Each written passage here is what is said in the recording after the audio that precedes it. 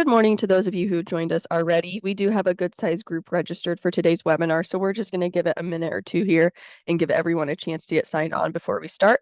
We will begin shortly. Thank you.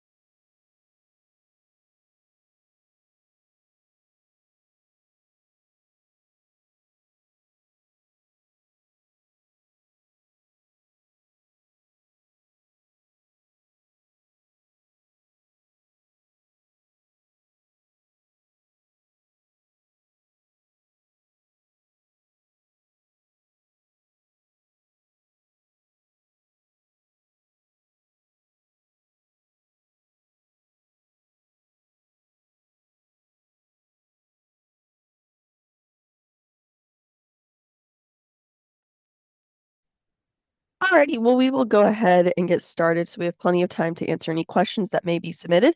So thank you for joining us for today's Illinois Apex Accelerator webinar with our director, Keli Krueger-Huhra.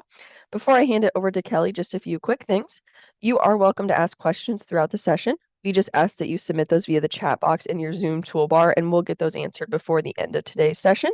And then you will receive a follow-up email later this afternoon with both a link to the recording of the session and a PDF version of the PowerPoint. So you can go back and revisit any of the questions that may have been answered on it or any of the links that Keli shares, anything like that. I do see we have a note in the chat that says someone has no audio. Thank you, someone else, for responding that they can hear. Keli, just to confirm, you can hear me okay, correct? Yes, I can. Okay, perfect. So, Keli, our attendee, Keli, I apologize that you can't hear me. Maybe try logging off and joining again, or maybe there's a connection issue with the speakers that you have, but I do apologize for that. But I am going to hand it over to Keli Krueger-Huhra so we can get started with today's presentation. Jordan, thank you so much. And thanks to all that joined us this morning for the Illinois Apex Accelerator Certification, State of Illinois Business Enterprise and Veteran Business Program Certification. As Jordan said, I'm Keli Krueger-Huhra, and I'm the director of the Illinois Apex Accelerator Center here at the Champaign County EDC. And there's my contact information that you'll receive. And if we've reached you through social media and you may not be familiar with the Apex Accelerators, while we're a local regional center, we are part of a national network. So we have resources and centers across the United States and in the territories. And the Apex Accelerators, we are here to provide critical education to get businesses that are interested, capable, and have capacity to work with government agencies into that government supply chain. And we're going to do that through webinars like we're having today, one-on-one counseling, hosting networking events so we can get you connected with the agencies that are most appropriate for you to work with. And the good news is that our services that we provide are provided at no fee. And we're able to do that through our host at the Champaign County EDC and our other partners, such as the Department of Defense, Department of Commerce and Economic Opportunity, and the University of Illinois Champaign University of Illinois system. And so this is just a slide to give you an idea of a portion of the services that we can provide through the Apex Accelerator. Again, it's all centered around getting you into the government supply chain and getting you contract ready. And our no-cost assistance handles all things government, such as registering in SAM certifications, one of which we're talking about today, and many other aspects of navigating through the pre-bid conferences, interviews, submitting solicitations, understanding solicitations, and then once you get that contract award, helping you in the post-award phase. And because it is important to our funding partners to see the successes that we're able to have with you, our businesses, what you see on the right is just a summary of the metrics of the services that we have provided and the successive contract awards, as you see on the bottom there. Creating jobs, saving jobs, and bringing economic impact is what it's all about. Okay, and because there are other centers in Illinois, again, if I've reached you outside of Central Illinois and you want to find a center near you, you will get this chart which lists all the centers throughout the state of Illinois. Okay, now let's get started on what we're here to talk about today, and that is the Business Enterprise Program, and the sister to that, the Veteran Business Program, which is provided through the state of Illinois, the Illinois Commission on Equity and Inclusion. Okay, so we're going to go into the background of the certification. We're going to go into the qualifications for certification, and then we're going to really take a deep dive into how to do the process of certification. So let's start with their mission, and this comes directly from the agency, the Business Enterprise Program. They want to promote an inclusive and competitive business environment, and that's going to help business enterprises that are owned by minorities, women, and persons with disability to increase their capacity, grow the revenue in their organizations, and enhance the economic impact basically in their community as well. So, a little bit of background, this was actually created in 1984, and the Business Enterprise for Minorities, Females, and Persons with Disability Program Act started this, initiated it, and the BEP continues its efforts to drive procurement access for minority, female, and persons with disabilities owned businesses. And they do have some reciprocity that we will see. We're working with other government agencies to increase that vendor pool of those that can get certified. So we'll talk about some recognition partners that they have available. Value proposition, they want you to have value in being a member, being certified in the BEP program. And that's why it can be reciprocal, because working hand in hand with other agencies and providing you with procurement opportunities as a vendor that is certified in the program. And much like our services, it is free. There is no cost to it. Time and resources go into applying for it. But all in all, it's free because they want you to be able to support capacity building. And it is in the Commission on Equity and Inclusion, CEI. The program exists there. And just I think it's important to note that the success of this program in 2024, more than $1 billion was spent with business enterprise program certified firms and by the state agencies, and they're committed to making that grow.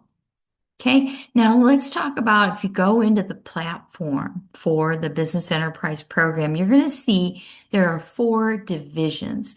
One being outreach, again, to get the word out that the certification is available, the certification itself, making sure that vendors that get certified or are in the process of applying for certification comply with the requirements. And we'll look at what those requirements are. And then a newly developed mentor protege program, which is in the works as part of the business enterprise program. Okay, so let's talk about what it takes to become certified. Okay, again, promoting economic development of businesses. The state agencies and universities will have a goal of at least 30% of the goods and services they purchase are purchased from BEP certified businesses, and 3% for veteran business program certified businesses. And it's important to note, you may have the status that is required to certify, but if you are not certified through the agency, if they've not had the chance to do the due diligence to prove your status, the agencies do not get credit for using BEP businesses. So you must be certified because it's very important for the agencies to achieve their goals and their goal of at least 30% of goods and services purchased. Okay, so what does it take? 51% ownership, and not just ownership, but ownership and control by a minority, woman, or disabled person or a veteran. So it's very important when we go through the process that the understanding is conveyed that not only do you own the business as someone who qualifies, but that you have control. And they look at control, and we'll see that by the document requirements as stating that you're making the decisions, that you make the tactical and the strategic decisions that run that operation. Now, if you're a solopreneur, that's pretty straightforward. If you are one owner, without partners, you don't have a board of directors that could provide influence over your decisions. That gets pretty straightforward. But they're going to make sure that if there are other members, other critical players in ownership or in control, that you have that final decision-making power as the one who qualifies for this certification. Okay, you do need to be a citizen of the United States or a resident alien, and your business cannot have gross sales that exceed $150 million. Okay. Now, how do you know? How do you validate that the BEP program has merit, that it is being followed through with the agencies? And this is just one example that you see. You will see this considerably. So if you are a business owner and maybe you say, well, I want to do business directly, but I could also partner as a subcontractor. You will see on the solicitations that are issued by the agencies, if you've ever been in any of the websites where solicitations are found for state agencies, you will almost consistently, if it's over $100,000, see that there's a business enterprise program goal on there. Now, if you are a certified vendor, that goal is met 100% for the agency. But if these are larger projects and larger firms are the most likely to bid on these projects, partnering with them as subcontractors will assist them in meeting their goals. And part of their presentation of a bid must be their action plan on how they're going to meet these goals. So this you see on the screen is just one example of what is seen in a solicitation. And the other is just a reference to NIGP codes. Okay. Now, the agency wants to make this as straightforward as possible for you to apply. And I mentioned some reciprocity, some partnering with other agencies that also certify because they require their own certifications. This is the different types of certifications that you apply to the Business Enterprise Program. Now, if you don't have certifications from any of the other partners, you just do a full certification.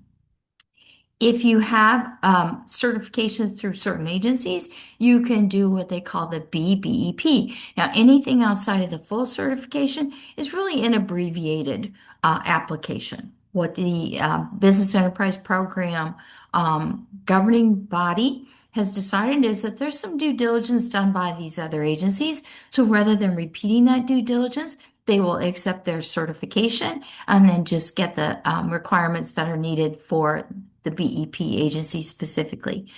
That follows through with the recognition certification and also the fast track. So let's define those. How do you apply? Again, this is outside of just doing a full certification application. A BEP certification. These agencies that require their own due diligence on your status: Chicago Transit Authority, City of Chicago, Cook County, Metra, and PACE. If you have certified with any of these agencies, you can do the BBEP. The Illinois Department of Transportation, IDOT, through the Disadvantaged Business Enterprise, that program is under review right now. So that is not one that qualifies in the BBP certification. So if you have the DBE, you will still do the full certification with this agency. Okay, a fast track. If one of these third parties has certified you, so if you're doing commercial business, for example, and you weren't working with state agencies, then you may have gone through an independent, a third party, such as the Chicago Minority Supplier Development Council, Mid-States Minority Supplier Development Council. They're very similar. One is in the Chicagoland area, one is out of Indianapolis, that handles central Illinois. and then the Women's Business Development Center. So if any of these three have certified you, again, a shortcut to the BEP. And then on the Veteran Business Program, if we have any veterans that have joined us today and are looking for veteran certification, um, thank you for your service and your sacrifice. And please contact me. You have my contact information outside of this webinar today because there are other benefits for you as a veteran for your certification that you may be interested to know. But if you have already certified through City of Chicago, Cook County, or the SBA Vet Cert program, you too have a recognition certification that does shortcut this. Okay, so how do you certify? This is a one-stop shop. So you'll see from the platform that everyone that qualifies goes into one location, and then you'll be asked for documentation to support whichever way or ways that you can be certified. So this slide is meant to show you that you will select when you're in the portal how you want to be certified. Minority women business enterprise, a woman business enterprise, a minority business enterprise, and if you are a person with disability, a PBE, veteran owned, and service disabled veteran owned small business. Okay, all of these have their criteria to be met. Okay, so now let's get into some granular information. That is what's going to be required when you certify. Okay, so there's going to be a list of documents that you're going to need. Okay, this will be provided for you. I would highly recommend. Don't try to do this on your own. Please contact an Illinois Apex Accelerator. We are happy to help you go through each of these standard documents and documents that pertain based on your business structure. Because while they may look cut and dry, for many businesses, they may not be. There may be some workarounds, some examples of what would apply. Maybe you don't have exactly what they're asking for, but we can always do a paper trail, do an explanation of what you can provide, and see how we can make that fit into the request, understanding why that particular document is being requested. And I think that's the important part of working with someone who's knowledgeable in doing these certifications, which we do on a weekly basis, if not a daily basis, to help you understand exactly what it is that you have that will meet that requirement. So they're going to ask for things like your financial statement, which is bottom line, a balance sheet, your assets and your liabilities, and what's left being the owner's equity in the firm. Your tax return, some of these things are pretty straightforward, providing your individual tax return and your tax return for the business.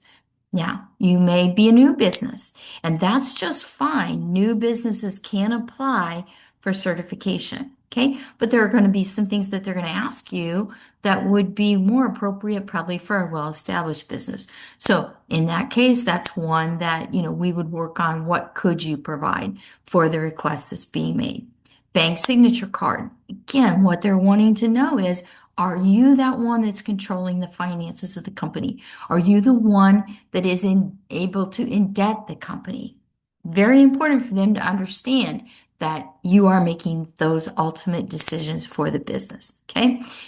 Proof of contribution. How did you buy your share of the business? How did you start the business? This is one where we usually spend a lot of time on proof of contribution because, again, it may not be black and white. There may have been a little creative bootstrapping or something done on acquiring your share or starting that first checking account or that only checking account. But those are things that we can certainly talk about and get you what you need to satisfy that requirement. Okay. And then you'll be able to read through other things. Now, you're going to get into a section which is going to say you're going to need only a portion of these documents based on how you're organized. So you have a structure to your business. Maybe you went in as a limited liability, LLC. Okay. Maybe you went all in and you went in as a corporation, an S Corp or C Corp. That is going to drive the documents they're going to want to see about your organization. Again, those documents many times will clarify for them that you have control as the owner that has that status. Okay. So your articles of organization, your operating agreement. Now, you may or may not have an operating agreement based on the state of Illinois does not require you to have it. However, the organization, the operating agreement, having that, the state of Illinois can see who's making those decisions. And even if you're a solopreneur, single operator, we can craft an operating agreement through a template and get them what they need to know. Now, if you are a corporation, you'll see at the top here, this is corporations, there are many more documents that are required because there are many more documents that are required as a responsibility of being a corporation. Okay. And then you have just a very simple, and then it goes from that to a simple document as a sole proprietorship, your assumed name certification. Okay. And then all applicants will answer some questions and maybe provide additional documents, for example, as a person with disability, a PBE addendum, applying for certification as a veteran, they're going to want your DD 214. Okay. And licenses. If a license is required for you to operate your business, so say, for example, you're a cosmetologist, you have a state license. You're a CDL driver, you are licensed through the driver's license. You need to provide those because the agency wants to know if you're going to say you're in business, do you have everything you need to be in business? And they're also going to ask you for equipment. Same thing. If you need a backhoe, do you have access to a backhoe? Do you have a title for it? Do you lease it? How are you going to run that business without this equipment? So show us that you have the capability to do this. And two, when they license you, you're going to give them your commodity codes, or I should say, when they certify you, give them your commodity codes, and they're going to ask you for some proof that you're doing that business. Again, they want to know, do you have the capability to do it? Are people paying you to, are customers paying you to do it? Commercial customers, other government customers, they're going to want to see if you say you can do it, show us that you're doing it now. Okay, so I don't see any questions yet, but if you have any questions, just please put them in the chat, as Jordan said, just as a reminder. All right, so now we're going to go to, let's start the application. Okay, this is the website that you're going to log into. Again, this is a one-stop shop for the application, all of those different versions. You are going to need to set up an account, basically getting you access to this platform. And it's going to create a dashboard for you, which will contain all of your information. Okay, so this is what that portal looks like. This is a revolving picture, so yours when you log in may not look like this. Don't panic. You do go to this green square down here that says create an account, and the first thing you're going to want to do is that, because that will give you access to the application and create this dashboard for you.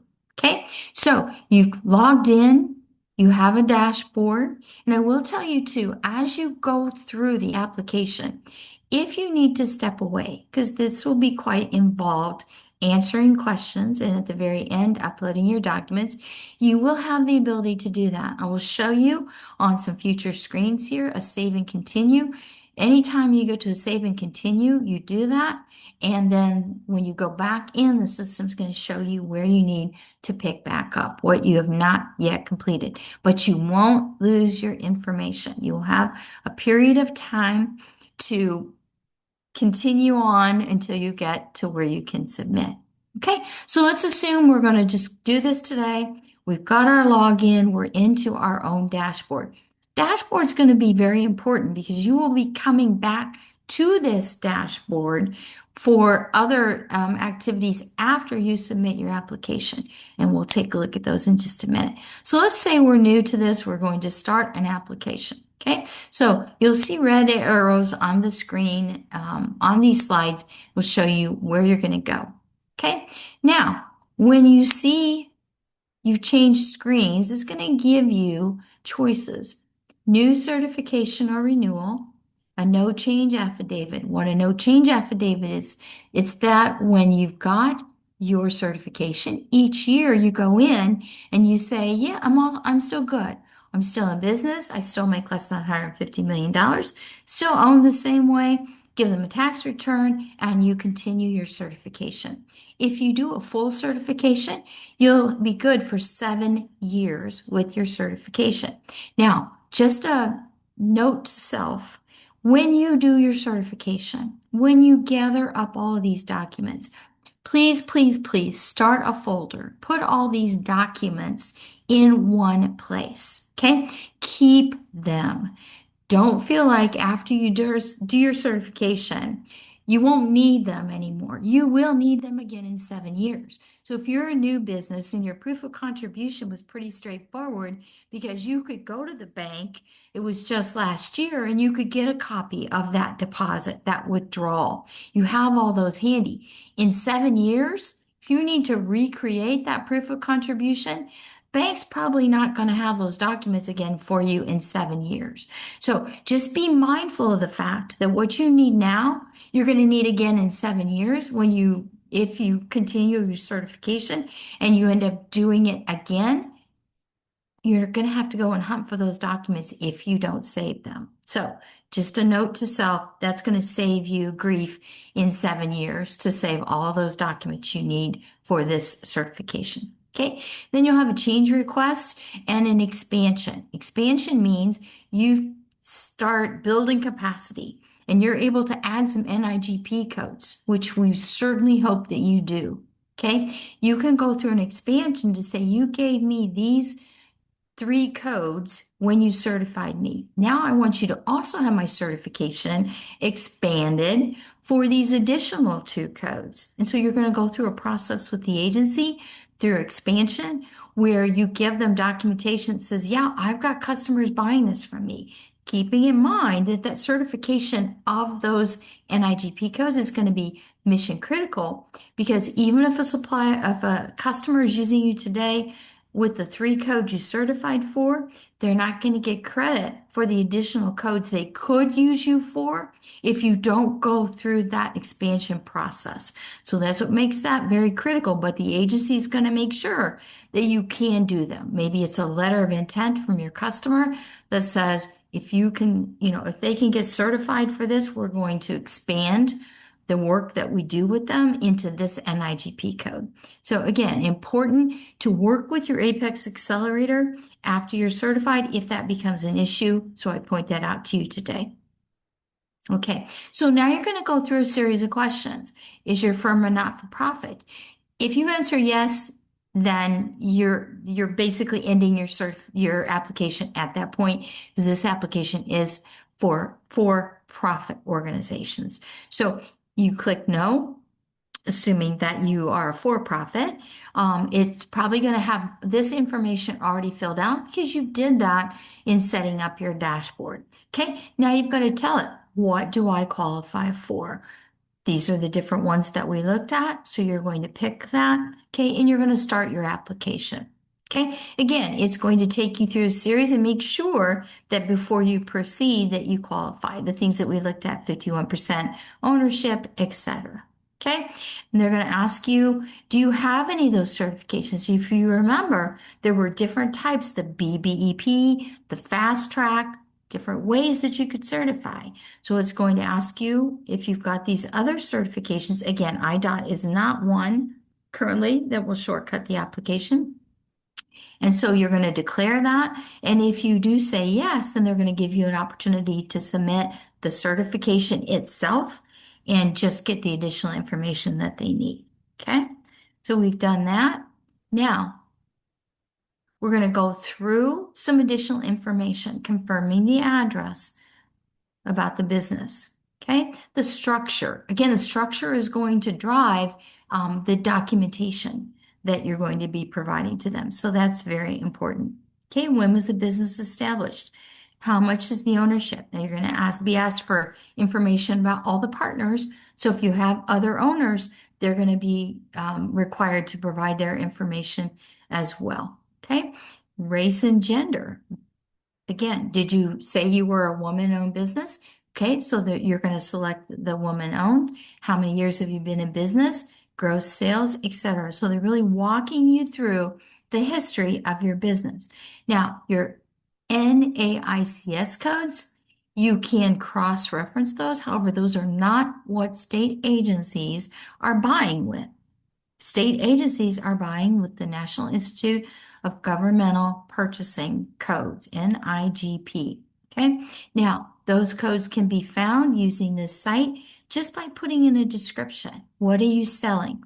I'm selling widgets. I'm selling IT services, hardware, software, that kind of thing. You can go in here and find out those codes and then add them to your profile. But keep in mind, these codes are not aspirational. They're not things you're looking to do as you're building your business. There are things that you can prove to the agency that you are currently doing because they're going to ask you for contracts, purchase orders, invoices, things that support. If you say you sell software, show us 3 examples of you selling software to customers. Again, they could be commercial customers, they could be government customers, which is always great, but they just want to know that there are people, customers paying you for that service. Okay? Now, they're going to ask you if you're interested in participating in the State of Illinois Mentor Protege Program, which again is run through this office. Now, the Mentor Protege Program is new, so it's still being formed, but they will send you information. If you do click on that and say yes, you will get information provided for you that will give you more of the background on the Mentor Protege Program. Okay, so again, NIGP codes, you're looking them up and you're adding them to your profile if they apply. Okay, so just a little background again on the Mentor Protege Program. It would be an agreement that you would make, assuming that you, as the BEP certified firm, would be the protege. Okay, so they want the mentor, so a bigger, larger business that's willing to give back to you, to provide you guidance and oversight, to work with you to develop a project management plan from the project's conception to project completion, help you understand laws, regulations, and rules in doing state contracting. Okay, and maybe help you overcome some unique challenges. Okay, maybe you have some back office issues, invoicing issues, bonding help that they could assist you with. So that would be the intent. But you must be BEP certified to participate in this program and be in good standing. Okay, and they're going to be looking for you to have an established track record as a professional service person, and you are interested in growing your business. Okay, so there'll be subcontracting opportunities. Again, we looked at subcontracting opportunities as part of that percent requirement to a big business. Okay, so this could be one way to help them meet their goals. Okay, but you will be a separate and distinct business. There's no taking ownership in your business. There's no equity position that comes out of this. Okay, so this is aspirational right now. This is what they're looking to do. And so if this is of interest to you, just let them know to keep you posted. Okay, so investment to acquire the firm, proof of contribution. Okay, so they're going to ask you those questions about how did you get it?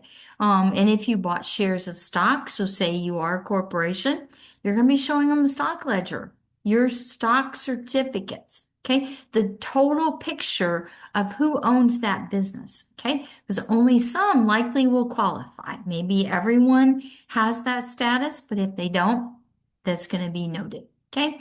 Management officials have interest in the other firms.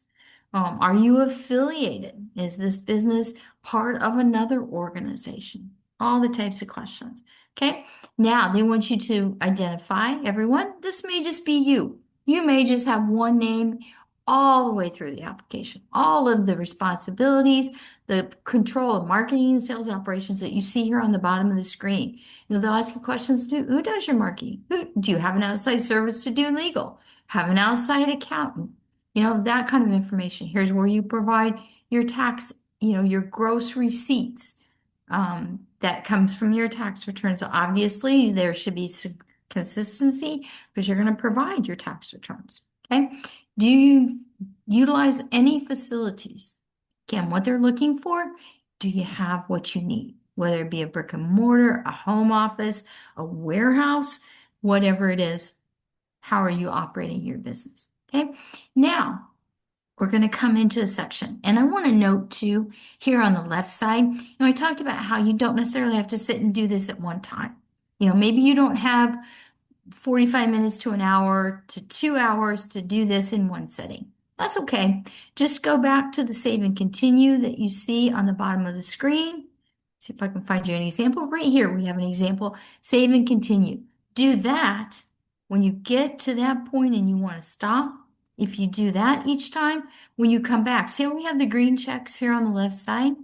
The green checks will tell you maybe you got through general information and ownership. Okay, but you got the chance to save and continue. You come back next week, and now you know you're at management because they are not green checked. They'll be like this with a red X. Okay, that's going to tell you where to pick up. So you've sat down and you've got through all of these sections that we just looked at, from ownership through facilities. Now we're into documentation. Okay, your final section 5 is where you upload those 2 pages of documents, roughly 19 documents that everyone does, and then based on your ownership structure, those additional, maybe it's just an articles of organization and a operating agreement. And again, make sure you work with your Apex Accelerator. We have templates to help you develop an operating agreement.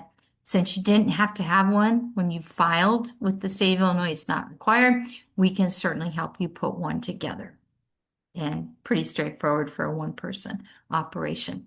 Okay, so now you're putting documents in, okay, and you are uploading, looking for the file. Again, if you took my words of advice and you set one folder aside, which has all of these documents in it, and they are all uploaded, so everything does have to be scanned and saved. Okay, so you're going through and you're picking those up one by one. You're choosing that file in the folder, uploading it, and you're going to see it. As you can see on my screen, halfway down on the right side, this is my first document. Now, affidavit of certification. Don't let that throw you off. That affidavit is actually found in the application. So you click on it, it gives you the chance to download it. You download it off of their system, print it, go to a notary, sign it in front of the notary. Okay, that affidavit is saying, I'm attesting to giving you accurate information. Okay, everything I'm telling you is as truthful as I know it. All right, so make sure you sign that in front of a notary, scan it, put it in your system, and then upload it into theirs. Okay, and you'll be able to see it. Now, if by chance you put in, say you put in the unsigned one, you're like, oh shoot, I meant to put in the signed one. You can delete it out and upload then the version that you wanted to put in. So don't panic. If you get it, you will see it's in there. But if you realize it's the wrong one, just delete it and redo it. Okay. And balance sheets, etc. You're going to go through that. Okay. You get through that information, uploading all those documents one by one. And another piece of advice, always label the documents. So as you upload them, label what they are and have them follow through. Okay, so we're going to go back to the list of required documents. Follow that list. Okay, if it says most recent financial statement, including balance sheet, label that file balance sheet, tax return, bank signature card. Okay, so whatever it is, and it will make it so much easier, not only for you when you upload it, but for the analyst that is looking at that. If they're not trying to guess, okay, now this card looks like it came from the bank and it looks like it's for their checking account. Don't make them have to do that, please. Just label it bank signature card because that's what the form is asking for. That's what the list is requiring you to provide. So let's make it very straightforward for them when you look at the list of documents and you're going to upload them. They'll say affidavit of certification, the affidavit that you printed off, signed in front of a notary. When you scan that into your system, call it affidavit of certification.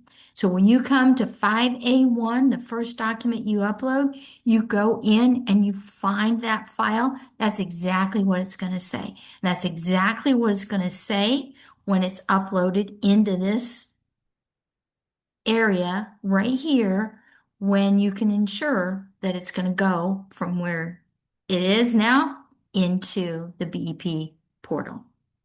Okay, same with financial statements. Likely the only financial statement that you're going to provide will be a balance sheet. Now, obviously, there are others. Cost of goods sold, there's others financial statements that you could, but if you just give them a balance sheet, that's the minimum of what's required. Just call it a balance sheet. Okay, when you've got all those documents uploaded, it's going to go green. Now you know that you're not going to be able to pass these sections until everything is in there. Anything that has a red asterisk is going to be a requirement.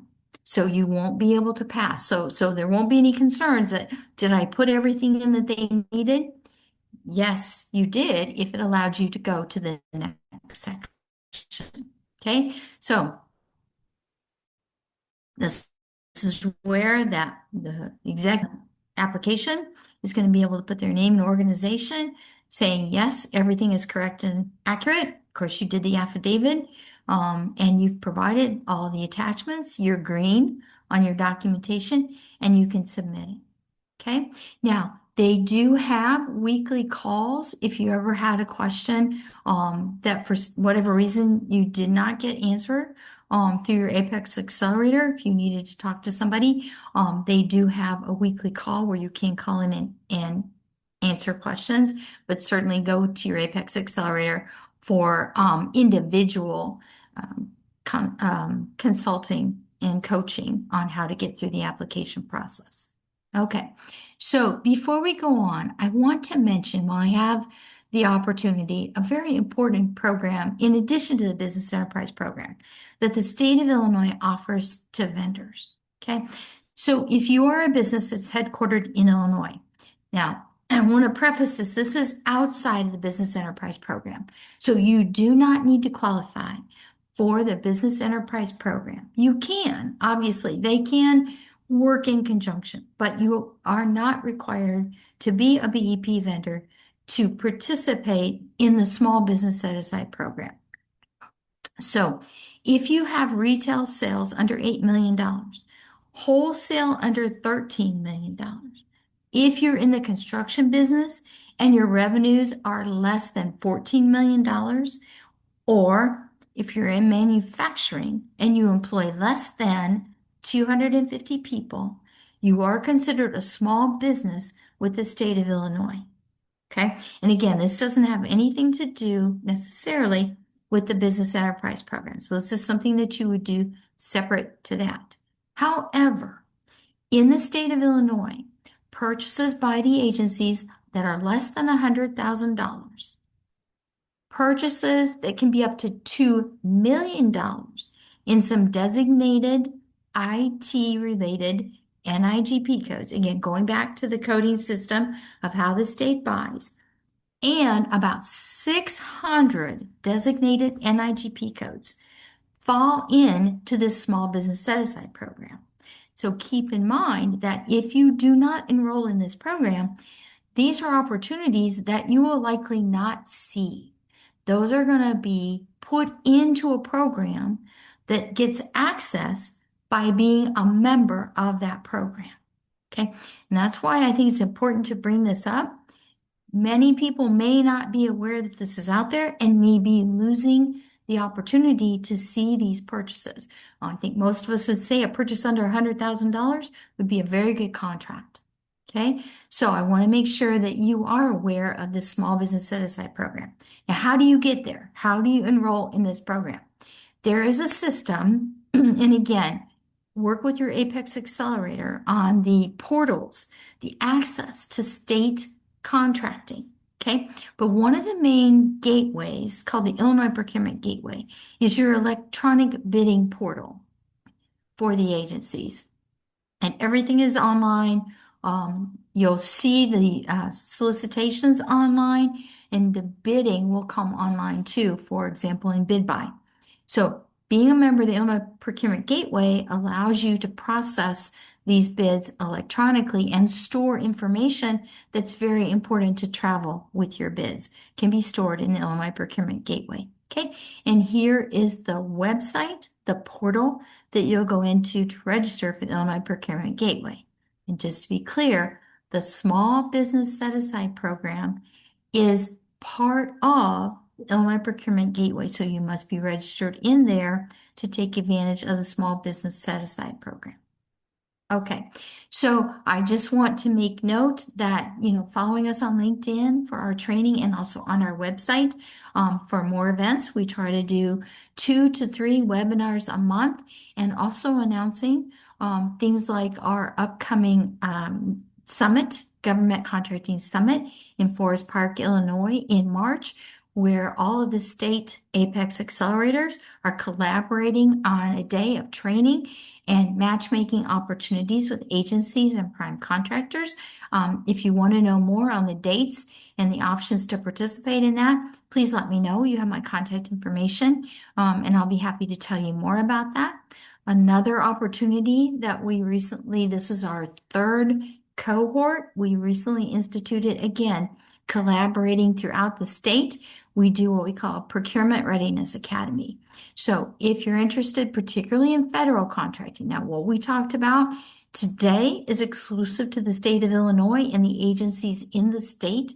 Okay. If you are ready to expand, if you are looking at federal opportunities, whether it be an Air National Guard, whether it be the construction SERL in Champaign, Urbana, those federal agencies, if you want opportunities with them, a good way to get started is through the Procurement Readiness Academy. It is an intense 10-week opportunity to study, do on-demand training, do a group call where you work with others in your cohort and you work with the Apex accelerators to learn all things government contracting. Again, particularly focused on the federal government. And we're midway through our third cohort and we'll launch one by summer, a new one. Please let me know and we can talk much more about this and I can keep you posted on when the next one will start. Okay, so now, Jordan, I'm going to turn this over to you to see if we have any questions. Perfect. Thank you, Kelly. We actually do have a few that were submitted.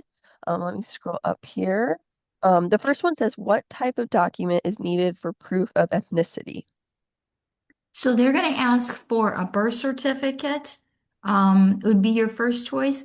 Now, if you don't have a birth certificate, they will take a passport. However, if you don't have that, then you can just write a letter. And it will tell you on the document list, and I can certainly give you the full document list. What I captured on the slide was just the document itself. I have some more explanation of what they will accept for that document. But one thing they will accept that you didn't see on the slide is a letter. So if you are not able to produce a document, write a letter just to test.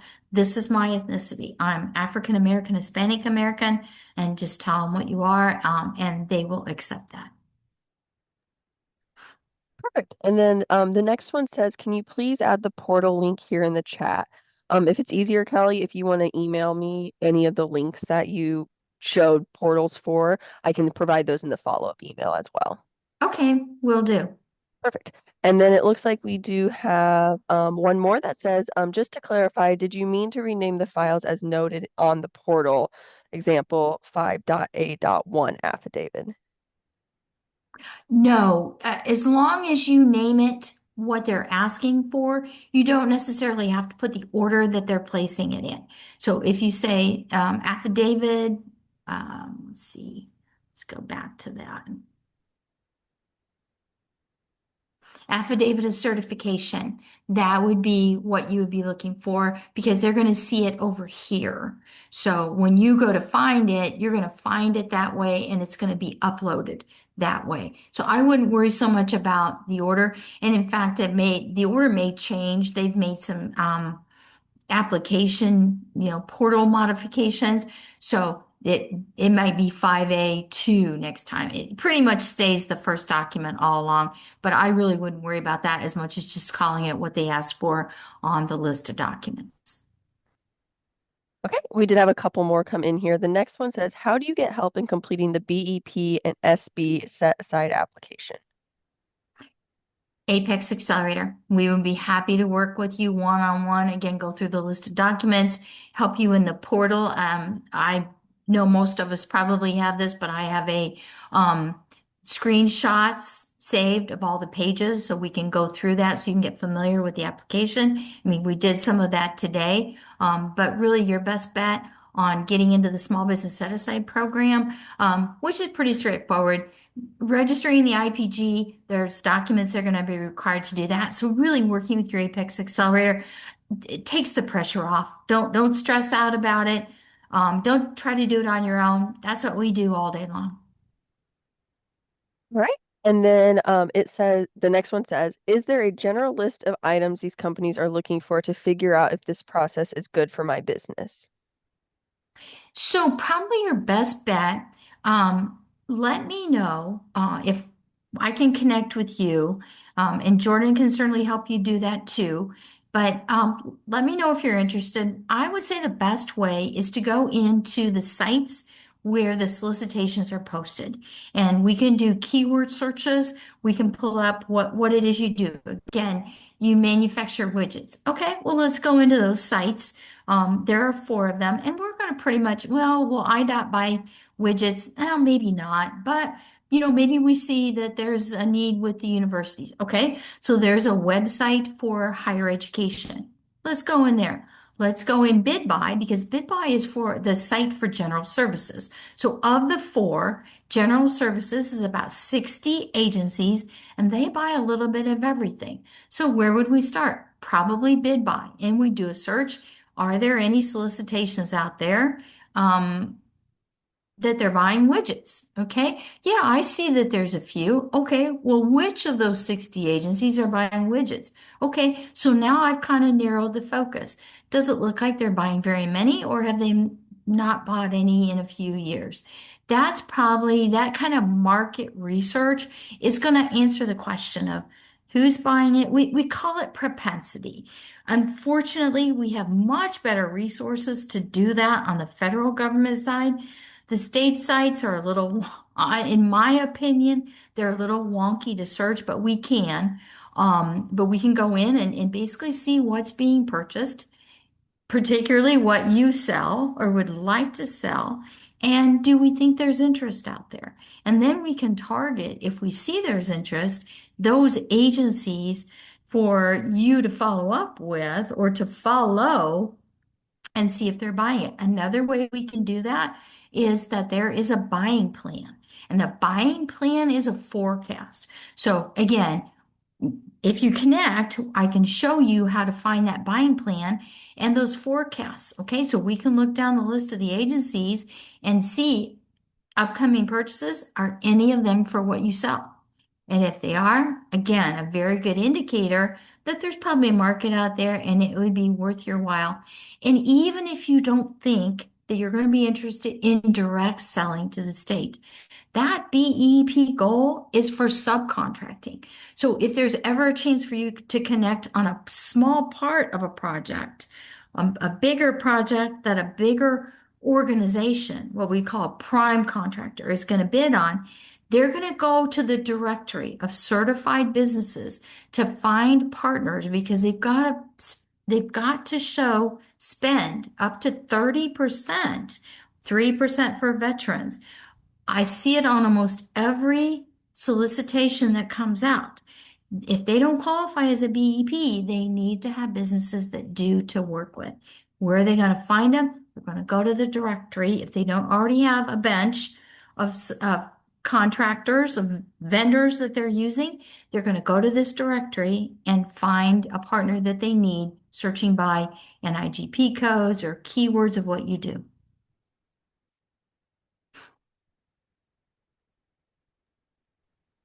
Alrighty. It looks like those are all the questions specific to the presentation, Kelly. I do want to reiterate for those who jumped on a little bit late, you will receive the recording of this. That will come straight from my email, so you will have access to register as a client, or if you're already a client, to get scheduled with Keli. So Keli did share her contact information at the end of the webinar, but if you would like to connect, like she mentioned, I can help you get registered as a client. You'll have that email from me as well later today. And then we do have one more question. It says, can you also please explain what is NIGP codes, as we do have different SIC and NAICS codes? Yeah, absolutely. Great question. So NIGP codes, many states use them, not all states do, but it would be comparable. So your National Institute of Government Purchasing, NIGPs, they're a coding taxonomy much like NAICS codes. NAICS codes are industry based. That's the I in NAICS. So as a business, it really indicates what industry you work with. So it can be very broad. Okay. So it's not what your business does, it's what you are doing in an industry. Okay. NAICS and SIC codes, they don't really use those anymore. You will still see references to them, but really they've gone to more of a product service code and federal supply code. The Department of Defense uses those quite a bit because, again, going back to that example of being in an industry versus being a business and what you do, those product service codes and federal supply codes get more granular. You can get closer to what you actually do versus the industry you work in. Now, NIGP codes, again, what the state of Illinois has chosen, is very similar to that. And in fact, it's just a different coding taxonomy. It's 5 digits versus the NAICS codes, but there is a crosswalk. So if you go into this website, they will give you what they call CEI crosswalk. Again, CEI, Commission on Equity and Inclusion, and that's something I can give Jordan that link too. But if you know your NAICS codes, you can cross-reference on an Excel spreadsheet. How does that fit an NIGP code? In the application, as we saw, you can ignore your NAICS codes. You can, of course, include them, but you're going to be certified on your NIGP code. So if you put in a keyword, you can come up with your NIGP code and then add it to your profile. If you have your NAICS code already, you can use that crosswalk then to say, okay, I know my NAICS, tell me what my NIGP code is. And that's why they give you a chance in the application. While it doesn't apply to a solicitation with the state of Illinois, some of those agencies that were mentioned that are partners use NAICS codes. Okay, so IDOT, for example, may use a NAICS code. In fact, they have region codes for their horizontal construction purposes. But if you know, then it's giving you a chance, kind of a shortcut to figure out what your NIGP code is. If you don't know your NAICS codes, just go in and find your NIGP codes. It's just that correlation that they allow you to do that crosswalk.